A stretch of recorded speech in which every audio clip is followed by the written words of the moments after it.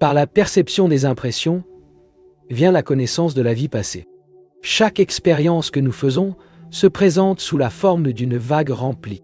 Cette vague est farue et devient plus mince, mais ne se perd jamais. Il reste là sous une petite forme, et si nous pouvons raviver, il devient un souvenir.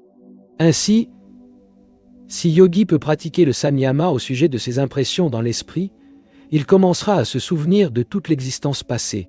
Par la pratique de samyama, sur les signes du corps ou de l'autre, la connaissance de son esprit survient. Chaque personne a des signes particuliers dans son corps, ce qui est la différence qui se différencie des autres. Lorsque Yogi pratique samyama à propos de ces signes dans quelqu'un, il connaît la nature de cette personne, mais pas son contenu, n'étant pas l'objet de samyama. Pratiquant le samyama sur le corps, Yogi n'obtient pas le contenu de l'esprit. Cela nécessite un double samyama. Tout d'abord sur les signes du corps et deuxième sur l'esprit lui-même. Ce n'est qu'alors que Yogi saura tout de cet esprit. À travers de la pratique de samyama, sur la forme du corps, obstruant le pouvoir de percevoir les formes et séparant le pouvoir de manifestation dans l'œil, le corps du yogi devient invisible.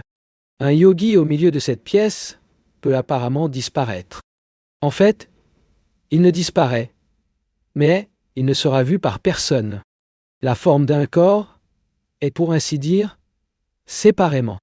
Vous devez vous rappeler que cela ne peut être fait que lorsque le yoga a atteint ce pouvoir de concentration où la forme et la chose formée sont séparées.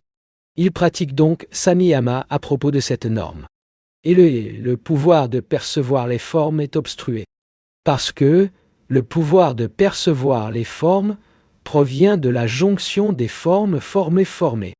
Ainsi, la disparition avec la dissimulation de mots qui sont prononcés et d'autres choses en tant que telles sont également expliquées.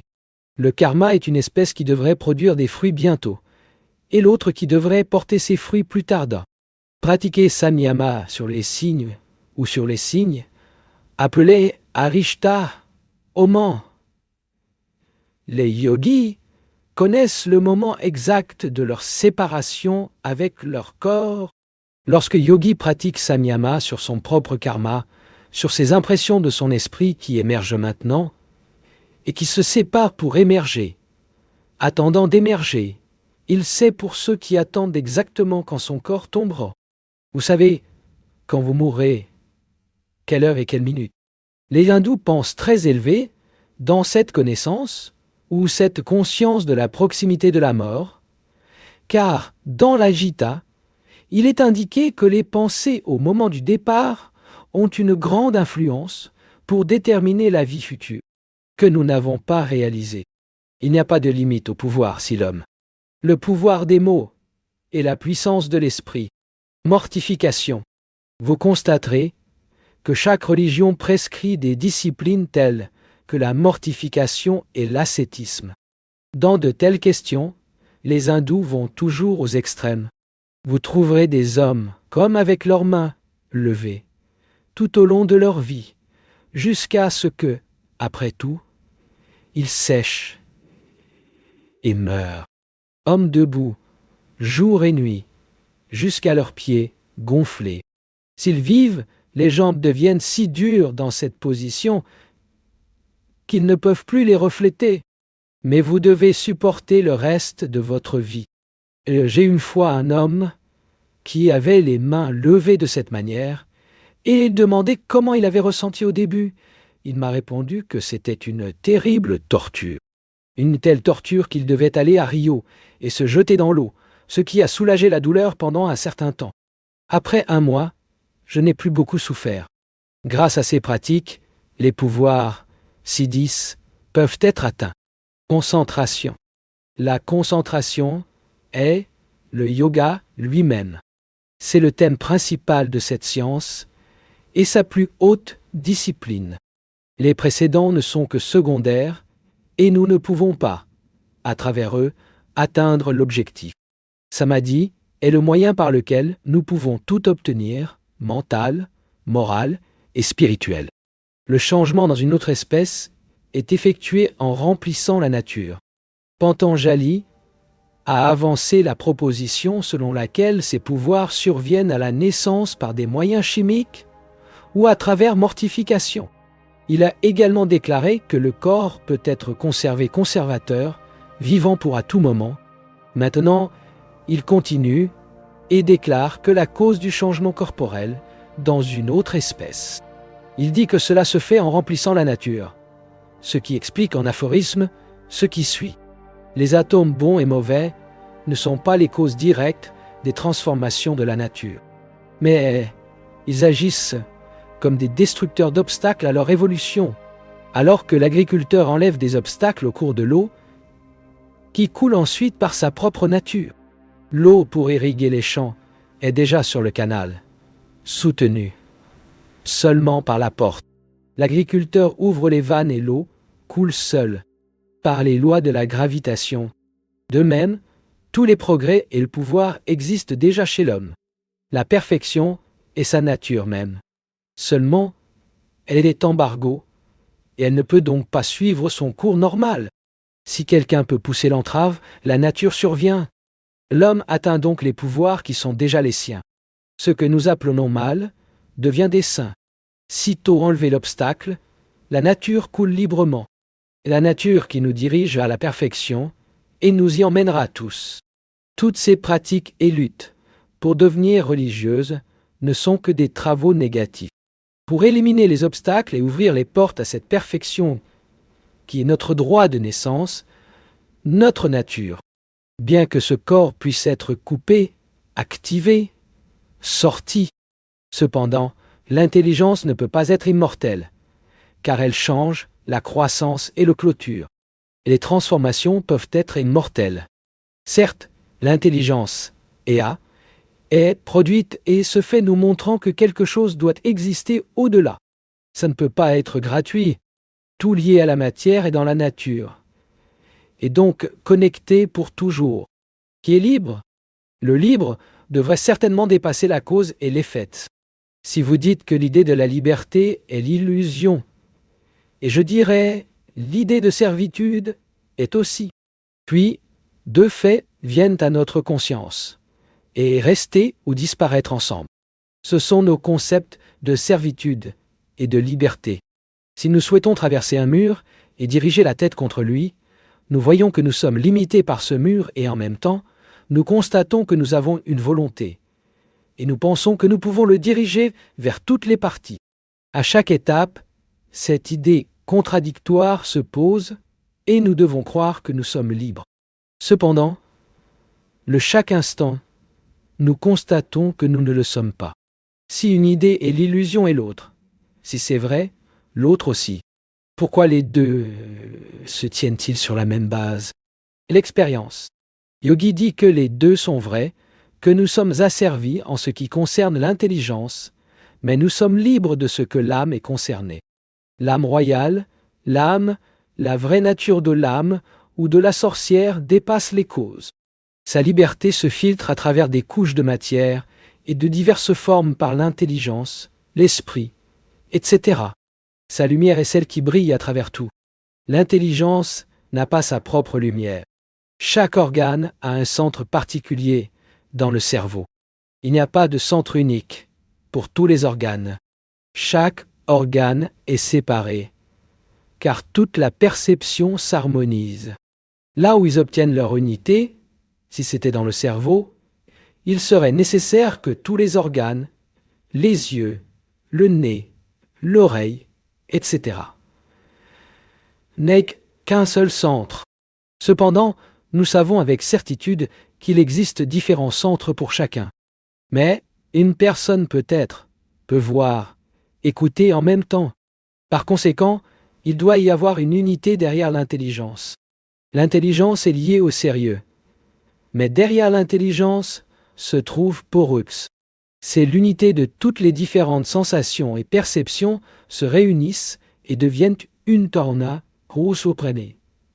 L'âme elle-même est le centre où toutes les différentes perceptions convergent et unifient. Cette âme est gratuite, et c'est votre liberté qui nous dit à chaque instant que nous sommes libres, pas liés.